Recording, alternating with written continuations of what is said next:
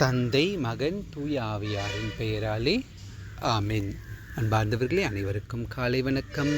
நல்லா இருக்கீங்களா?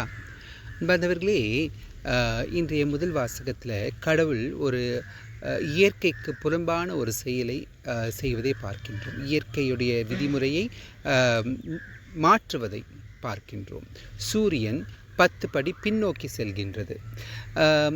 அதே போல தான் நற்செய்தியிலையும் இயற்கையின் விதிமுறையில், ஆனால் சமுதாய விதிமுறை, மதத்தின் விதிமுறை, ஓய்வு நாள் விதிமுறையை மீறுவது பார்க்கின்றோம். இது எதுக்காகனா பொது நலனுக்காக கடவுள் விதிமுறைகளை கூட மீற தயங்க மாட்டார்.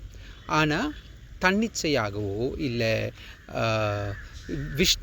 விருப்பம் போலையோ இல்லை யாருக்காவது பாதகம் விளைவிக்கும் முன்னாலோ கடவுள் அதை செய்ய மாட்டார். அனைவருக்கும் நன்மை ஏற்படும், இல்லாட்டி ஒரு குறிப்பிட்ட நபருக்கு நன்மை ஏற்படும், மற்றவங்களுக்கு எந்த பாதகமும் இருக்காது. அப்படின்னா இந்த விதிமுறைகளை கூட மாற்றி அமைக்க கடவுள் தயங்கவே மாட்டார். ஆனால் மற்ற சமயங்களில் இப்போ பொதுவாக விதிமுறைகளை மாற்றி அமைப்பதால் அனைவருக்கும் சகடம் இருக்கும் அப்படின்னா கண்டிப்பாக கடவுள் அதை செய்ய மாட்டார். ஒரு நபருக்காக மற்றவர்களை கஷ்டத்தில் கண்டிப்பாக கடவுள் வைக்க மாட்டார். அவருடைய இஷ்டப்படியெல்லாம் அனைத்தையும் மாற்றி அமைக்கவும் மாட்டார்.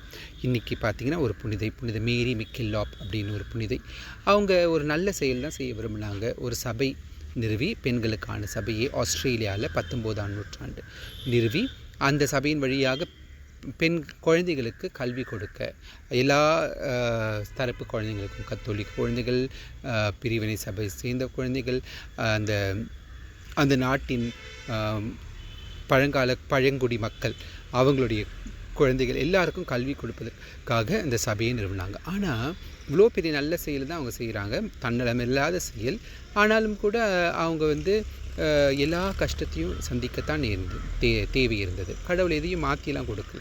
அவருடைய அருள் மட்டும்தான் அவங்களுக்கு உதவியாக இருந்தது, அவருடைய வழிகாட்டுதல். அவரும் உதவியாக இருந்திருப்பார். ஆனால் விதிமுறைகள் அனைத்தையும் அவர் மாற்றியெல்லாம் கொடுப்பது கிடையாது.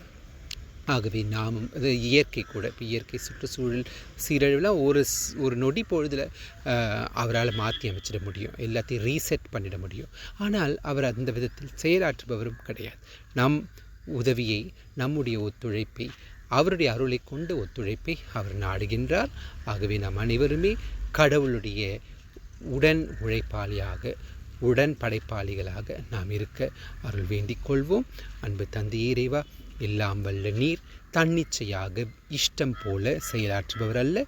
அதே போல பொது நலனுக்காக அனைத்தையும் மாற்றியமைக்கவும் வல்லவர். உம்முடைய அருளை மட்டுமே நம்பி எப்பொழுதும் நீர் அற்புதங்கள் செய்து கொடுத்து விட வேண்டும் என்று நினைக்காமல், அருளை கொண்டு நாங்கள் எங்களுடைய வாழ்க்கையை சீர்படுத்தி கொள்ள, இந்த சமுதாயத்தை படுத்த, இந்த இயற்கையை சீர்படுத்த அருள் புரியுமாறு எங்கள் ஆண்டவர் இயேசு கிறிஸ்து வழியாக உம்மிடம் மன்றாடுகின்றோம் தந்தையே. ஆமென்.